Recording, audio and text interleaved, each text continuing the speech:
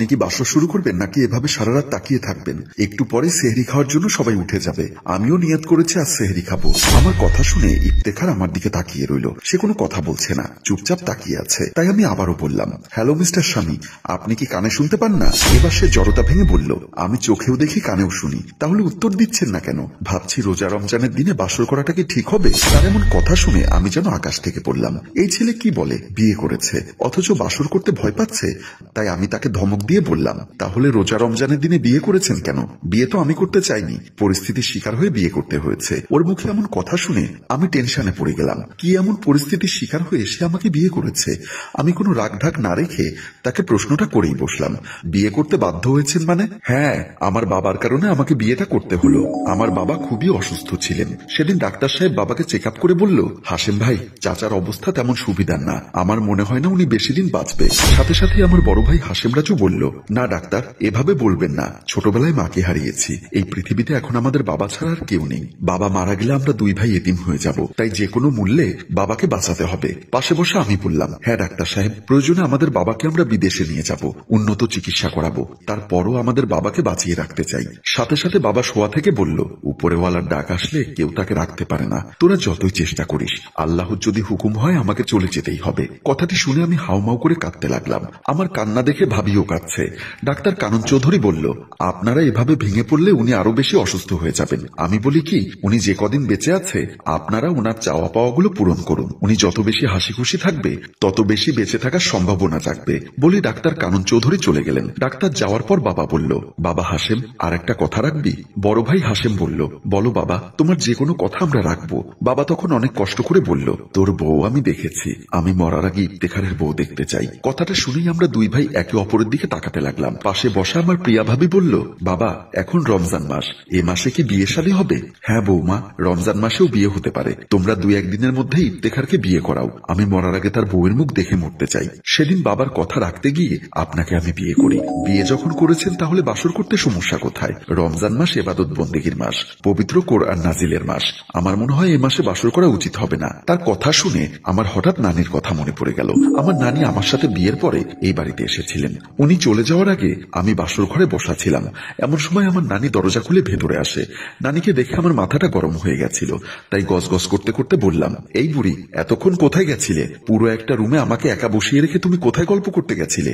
আরে সতীন, তোকে কোন ঘরে দিয়েছি সেটা দেখার জন্য পুরো বাড়ি ঘুরে ঘুরে দেখছিলাম, বিয়ের পরে ওসব দেখে আর কি লাভ হবে? নানি বলল, আমি না দেখলে কি হবে, তোর বাবা আর তোর মামারা খুব ভালো করে খবর নিয়েছে, ছেলেদের বংশ মর্যাদা খুবই ভালো, আর তাছাড়া তুই যাকে বিয়ে করেছিস সেই ইফতেখার নাকি খুবই পরহেজগার লোক, তার পরহেজগারি দিয়ে আমি কি করব?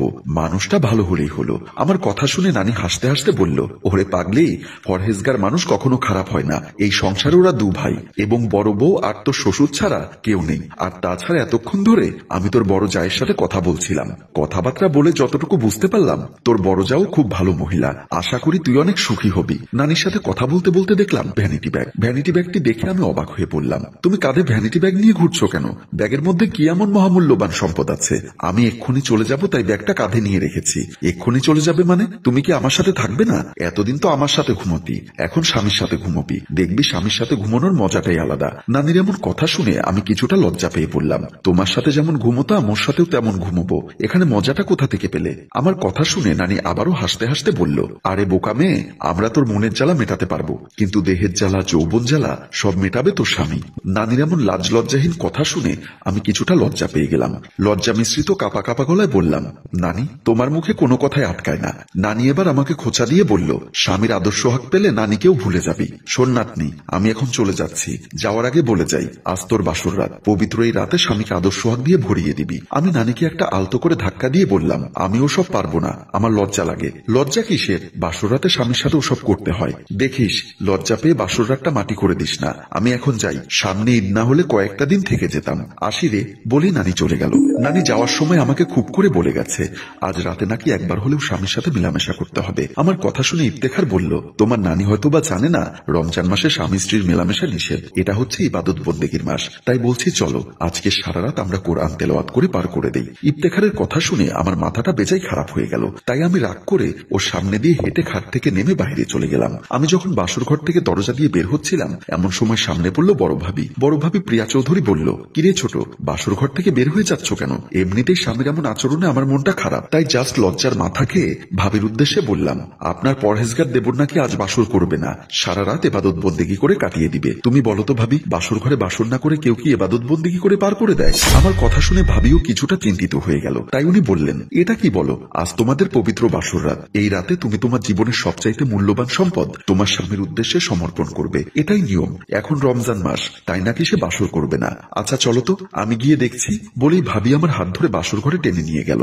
ইফতেখার তখনও বাসর ঘরে বসে কি যেন ভাবছে। আমাকে আর ভাবিকে আসতে দেখে ইফতেখার বলল, ভাবি সেহরি রান্না করেছো? তাড়াতাড়ি সেহরি রেডি করো, আজ আমি আর রেশমি একসাথে সেহরি খাবো এবং রোজা রাখবো। রোজা রাখবে সেটা ঠিক আছে, তবে সেটা বাসর করার পর। ভাবির কথা শুনে ইফতেখার বলল, ভাবি তোমারও কি মাথা গেছে? রমজান মাসে কেউ বাসর করে? এই মাস হচ্ছে ইবাদত বন্দেগি করার মাস। আমরা বাসর রমজান মাস শেষ হলেই করব, এ মাসে এসব করলে গুনাহ হয়। ইফতেখারের কথা শুনে ভাবিও কোনো সদুত্তর দিতে পারল না। উনি কিছু না বলে রুম থেকে বের হয়ে গেল। ভাবি তখন নিজের রুমে গিয়ে দেখলো ওনার স্বামী মানে আমার ভাসুর খাটের উপর বসে ল্যাপটপে অফিসের কাজ করছিল। ওনাকে তড়িঘড়ি করে ঢুকতে দেখে আমার ভাসুর জিজ্ঞাসা করলো, সেহরি কি রান্না করা শেষ? সেহরির কথা পরে বলছি, এখন একটা সমস্যা হয়ে গেছে। কি সমস্যা? ইফতেখার নাকি বাসর করছে না। কেন? এখন রমজান মাস, এ মাসে নাকি শুধু ইবাদত বন্দেগি করতে হয়, ওসব করলে নাকি গুনাহ হবে। ভাবির মুখে এমন কথা শুনে ভাসুরও টেনশনে পড়ে গেল। তাই উনি বলল, এ বিষয়ে তো আমারও তেমন ধারণা নেই। সত্যি কি রমজান মাসে স্বামী স্ত্রীর মিলন করা শরিয়াত সম্মত নয়? আমি তো কলেজের ছাত্রী, মাদ্রাসার ছাত্রী হলে হয়তোবা হাদিস কোরআন সম্পর্কে ধারণা থাকতো। এখন কি করবে সেটাই তো বুঝতে পারছি না। রাতের বাকিও আর বেশিক্ষণ নেই, কিছুক্ষণ পরে সেহরি খেতে হবে। এই মুহূর্তে কি করব? ভাবি বলল, এক কাজ করো, আব্বা যেহেতু রমজান মাসে বিয়ে করার অনুমতি দিয়েছেন, উনি হয়তোবা জানতে পারেন এই মাসে বাসর করা যায় কিনা। তাই বলছি ওনাকে গিয়ে একবার জিজ্ঞাসা করো। তুমি কি পাগল হয়ে গেছো? বাবার কাছে গিয়ে বাসর ঘরের কথা জিজ্ঞাসা করব? আরে বাবা, এত ভয় পাচ্ছ কেন? আমরা সবাই ম্যাচিউরড, আর তাছাড়া এই বিষয়ে জানতে সমস্যা কি? আমরা জানি না বলেই তো ওনাকে জিজ্ঞাসা করছি। শেষ পর্যন্ত ভাবির জোড়াজুড়িতে বড় ভাই আমার শ্বশুরের রুমের দিকে গেল শ্বশুরের কাছে জানতে। আমার ভাসুর ড্রয়িং রুমে ঢুকতেই দেখলেন শ্বশুর নফল নামাজ পড়ছে, তাই আমার ভাসুর দাঁড়িয়ে রইলেন। এক পর্যায়ে আমার শ্বশুরের নামাজ শেষ হলে আমার শ্বশুর বলল, কিছু বলবি?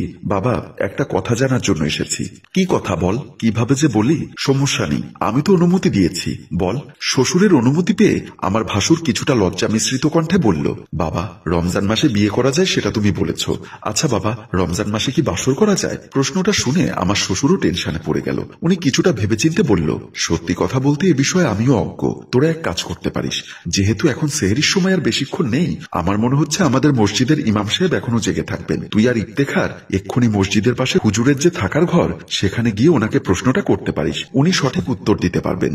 শেষ পর্যন্ত আমার ভাসুর হুজুরের উদ্দেশ্যে যাওয়ার জন্য বের হয়ে গেলেন। হুজুর তখন ওনার ড্রয়িং রুমে বসে পবিত্র কোরআন তেলাওয়াত করছিলেন। ইফতেখার এবং আমার ভাসুর ওনার ড্রয়িং রুমে গিয়ে এক পাশে দাঁড়ালেন। হুজুর তখনও কোরআন তেলাওয়াত করছিলেন। একটা সময় গিয়ে হুজুর কোরআন পড়া থামিয়ে দিতেই ওরা দুই ভাই হুজুরকে সালাম দিল। আসসালামু আলাইকুম হুজুর। ওয়ালাইকুম আসসালাম। এত রাতে তোমরা?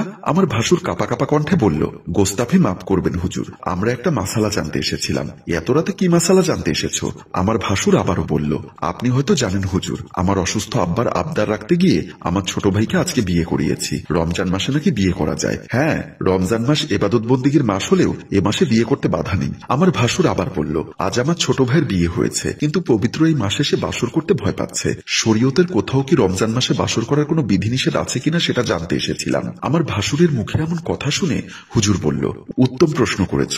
শোনো, সূর্য অস্তের পর থেকে সূর্য উদয়ের আগ পর্যন্ত রমজান মাসেও স্বামী স্ত্রী সহবাস করা যায়, এতে শরীয়তের কোথাও কোনো বিধিনিষেধ নেই। তবে সূর্যোদয়ের পর থেকে শুরু করে সূর্য অস্ত যাওয়ার আগ পর্যন্ত, মানে রোজা রাখার সময় স্বামী স্ত্রীর মেলামেশা সম্পূর্ণ নিষেধ। যেহেতু রাতের বেলায় স্বামী স্ত্রীর মেলামেশা কোনো বিধিনিষেধ নেই, তাই যে কেউ চাইলে তার বৈধ স্ত্রীর সাথে সহবাস করতে পারেন, এটাই নিয়ম। হুজুরের মুখে এমন কথা শুনে ইফতেখার তার ভুল বুঝতে পারল। হ্যালো ভিউয়ার্স, আমাদের গল্পটি সম্পর্কে আপনার মূল্যবান মতামত অবশ্যই কমেন্ট বক্সে লিখে জানান। আমাদের ক্ষুদ্র জ্ঞান থেকে আমরা যতটুকু পারি আপনাদের সামনে শিক্ষণীয় গল্প উপস্থাপন করার চেষ্টা করি। এই ক্ষেত্রে আমাদের ছোটখাটো ভুল ত্রুটি থাকতে পারে। আমরা আশা করব আমাদের ভুল ত্রুটি ক্ষমাসুন্দর দৃষ্টিতে দেখবেন। আমাদের ভুলগুলো অবশ্যই কমেন্ট বক্সে লিখে জানান, যাতে আমরাও শুধরাতে পারি। আর গল্পটি ভালো লাগলে অবশ্যই শেয়ার করে দেওয়ার অনুরোধ রইল। ধন্যবাদ।